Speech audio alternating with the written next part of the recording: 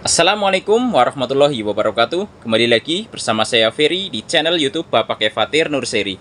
Jadi hari ini saya mau ngajak teman-teman, terutama buat teman-teman yang baru mulai menanam anggur ini, tentang mengenal bagaimana ilmu atau teknik dasar dalam menanam anggur. Jadi insya Allah yang mau saya bagikan ini akan sangat bermanfaat, terutama buat teman-teman yang baru mulai menanam anggur. Karena hari ini saya mau membahas tentang pengenalan daripada percabangan anggur. Yang masih baru mulai menanam anggur pasti masih bingung ya bagaimana cara untuk memahami bagaimana percabangan anggur. Karena contoh ya, ini buah-buah anggur yang ada di depan saya, ini contohnya pembuahannya semua lewat dari cabang tersier. Nah, maka bagaimana cara menentukan cabang tersier dari pohon anggur? Ya, ini akan sangat penting sekali. Jadi buat teman-teman yang baru mulai menanam anggur, harus banget nonton video ini dari awal sampai akhir. Lah, sebelum sampai pada pembahasan utama pada video kali ini, jadi kemarin ini saya ada program penanaman pohon ya di area balai desa di tempat saya. Ini adalah program daripada KPU ya, karena saya ikut KPPS juga. Dan di TPS saya ini bagiannya tidak lain tidak bukan saya membawa pohon anggur pastinya. Dan ini kegiatan yang sangat positif sekali karena untuk program penghijauan ya, karena banyak sekali pohon-pohon yang ditanam di area balai desa. Ya, ini adalah sedikit liputannya.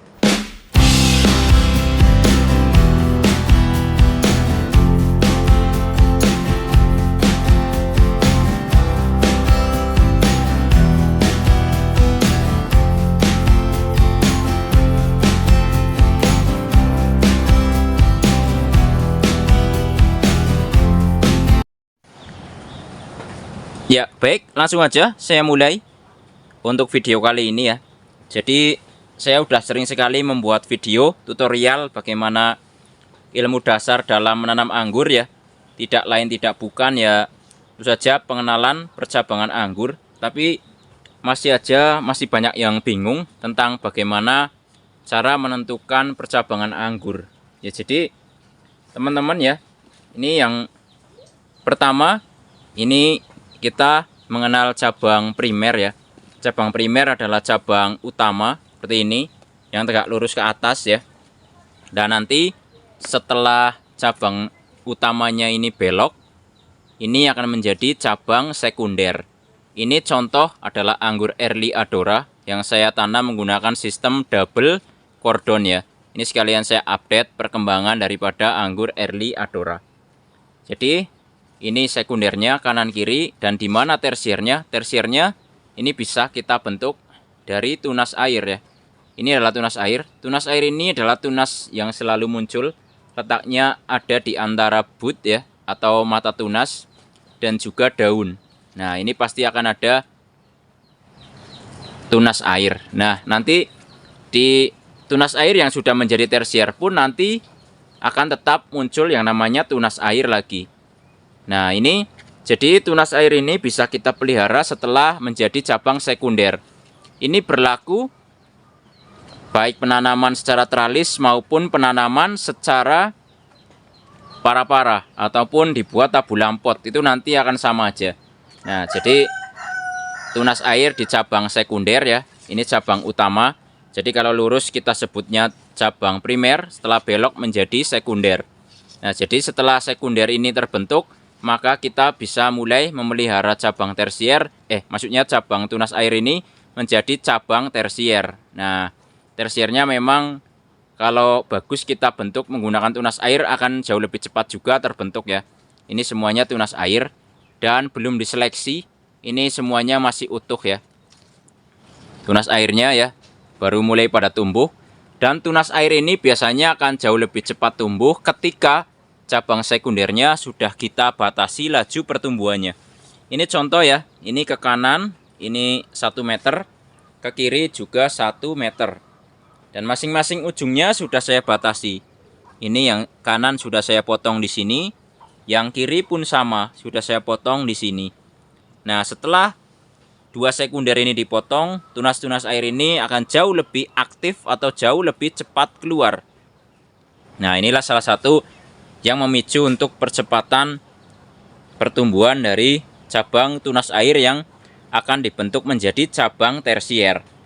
Nah, ini karena masih tumbuh semua, ini biasanya saya lakukan seleksi. Ini ada dua opsi ya. Kalau mau dibentuk teralis seperti ini, bisa kita bentuk V seperti ini, maka ini dipelihara, satu condong ke kanan, yang sebelah sini dipelihara nanti condong ke kiri. Itu bisa, silahkan dibentuk seperti itu, tapi dengan catatan asal ada tempatnya. Kalau saya tidak, tempatnya tidak ada, hanya tempat sempit saja, jadi biasanya saya hanya pelihara satu jalur aja ya, sini ke sini ke sini. Jadi yang pertama saya udah siapkan planningnya dulu. Planningnya rencananya ya, ini mau ada 1, 2, 3, 4, 5. Jadi masing-masing sekundernya, baik kanan akan ada 5 cabang tersier, yang ke kiri juga ada 1, 2, 3, 4, 5. Ada 5 cabang tersier juga. Jadi dari planning awalnya, pohon Early Adora ini mau saya bentuk dengan sistem double cordon menggunakan 10 cabang tersier. Ya, tapi ini masih planning ya. Jadi masih bisa berubah ya. Nah, jadi di sini sudah saya siapkan contoh ya, ada rambatannya. Karena ini tanaman rambat, jadi harus kita rambatkan. Ini contoh aja. Misalnya mau dipelihara ini ya. Ini tinggal kita bentuk seperti ini. Kita ikutkan daripada rambatannya. Nah, seperti ini. Ini contoh yang sebelahnya juga seperti ini. Nah, jadi planningnya memang sudah kita planning dari awal. Nah, ini contohnya. Seperti ini juga ya. Nah, ini nanti juga bisa kita bentuk seperti ini. Nah, nanti karena ini baru planning awal ya, dan masih bisa berubah. Nanti kita lihat aja tunas-tunas air yang kita jadikan tersier ini, apakah pertumbuhannya sesuai yang kita inginkan atau tidak. Kalau terjadi stuck, maka bisa kita ganti. Misalnya ini tidak bagus, kita ganti sebelahnya. Makanya nanti kita lihat dulu perkembangannya. Tapi biasanya kalau sudah dominan seperti ini tandanya adalah tunas air ini bisa kita jadikan tersier. Nah, nanti yang tidak digunakan menjadi cabang tersier bisa langsung dibuang saja.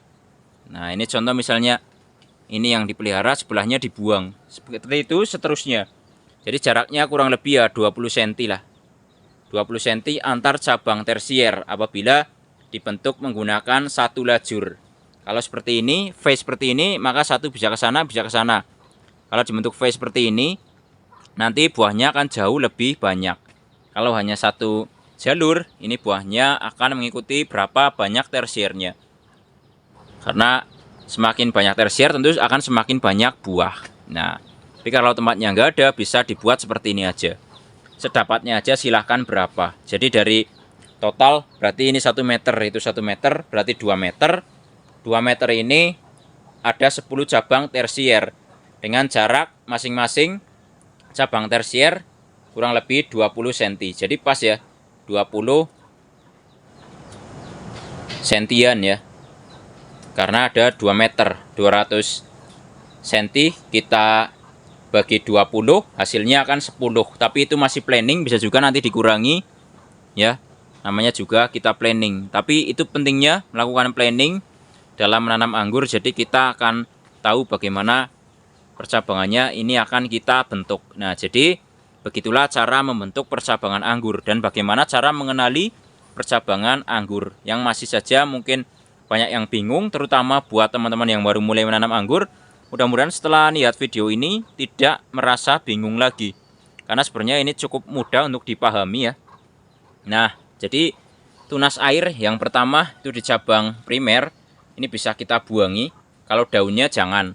Nanti dipelihara setelah nyampe cabang sekunder. Nah, ini sekunder, tunas airnya kita pelihara. Nanti tinggal kita atur mau dipelihara berapa. Intinya seperti itu. Dan untuk menyamaratakan tunas tersier ini ya, ini gampang aja. Nanti misalnya ini sudah nyampe ujungnya misalnya di sini, kita potong. Nah, jadi nanti tunas-tunas air yang belum tumbuh ini akan merata pertumbuhannya. Seperti itu ya caranya. Jadi seperti yang sebelah ini ya. Nah, jadi seperti ini. Yang sudah nyampe ujung duluan kita batasi, kemudian nanti tunas yang lain akan jadi rata pertumbuhannya. Baru nanti setelah rata dan setelah pertumbuhannya besar juga, baru kita program untuk kita buahkan. Jadi caranya seperti itu ya. Dari awal memang seperti itu dan caranya selalu seperti itu. Kalau saya bentuk percabangan anggur di kebun mini Bapak Kefatir Nurseri. Dan insya Allah bisa untuk diikuti ya, karena saya sudah sering melakukan cara ini dan rata-rata berhasil ya untuk melakukan pembentukan percabangan dengan cara seperti itu. Jadi pelajaran dasarnya dari menanam anggur itu salah satunya adalah mengenali bagaimana percabangan anggurnya, karena nanti ini tunas air yang kita jadikan tersier ini, inilah yang menjadi pabrik pembuahan dari pohon anggur yang kita tanam. Nanti pembuahannya selalu menggunakan tunas tersier ya, maksudnya menggunakan cabang tersier. Nah seperti itu ya. Dan sebenarnya untuk tersier juga bisa dibentuk dari bud ya, bud ini. Nah ini kan contoh budnya masih utuh semua ya. Nah ini budnya masih ada semua. Tapi kalau mau dibentuk dari bud seperti ini, usahakan ini sekundernya sudah tua dulu ya, baru nanti dipecahkan sebagai cabang tersier. Tapi kalau baru-baru awal dibentuk, kalau memang tunas airnya bagus, lebih cepat dibentuk menggunakan tunas air sebagai cabang tersier. Nah, seperti yang saya bilang tadi, karena ini tunas air ini selalu muncul, nanti ini setelah menjadi tersier juga akan selalu muncul tunas air, jadi nanti bisa dibuangi. Seperti ini, buangi, kecuali yang 3 terujung seperti biasa. Jadi nanti bud-budnya tidak pecah. Setelah dibatasi, ini 3 terujung dari tunas air yang saya buang tadi, contoh kecil juga langsung saya buang. Ini dipelihara misalnya 1, 2, 3 di atas. Nanti kita sisakan 3 daunan. Jadi nanti bud-bud yang ini sepanjang cabang tersier tidak pecah. Nah seperti itu. Nah selain daripada mengenal percabangan anggur, yang paling utama ya, ini adalah mempersiapkan media tanam yang bagus untuk anggur. Karena kalau media tanamnya pas, insya Allah pertumbuhan daripada anggurnya ini akan tumbuh secara optimal. Bagaimana media tanam yang biasa saya gunakan, ini sudah sering saya jelaskan di video saya juga. Nanti buat yang ketinggalan, diklik aja di akhir video, akan ada video bagaimana media tanam yang biasa saya gunakan di kebun mini saya. Nah baik, itu aja sepertinya video kali ini. Mudah-mudahan bisa bermanfaat, terutama buat teman-teman yang baru mulai menanam anggur. Mudah-mudahan bisa bermanfaat.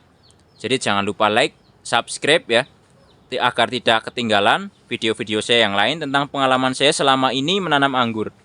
Jangan lupa juga untuk tekan loncengnya agar tidak ketinggalan video-video saya yang lain ya.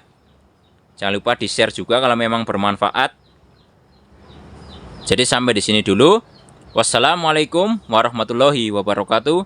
Salam pengangguran dari saya Ferry, Purwokerto, Jawa Tengah.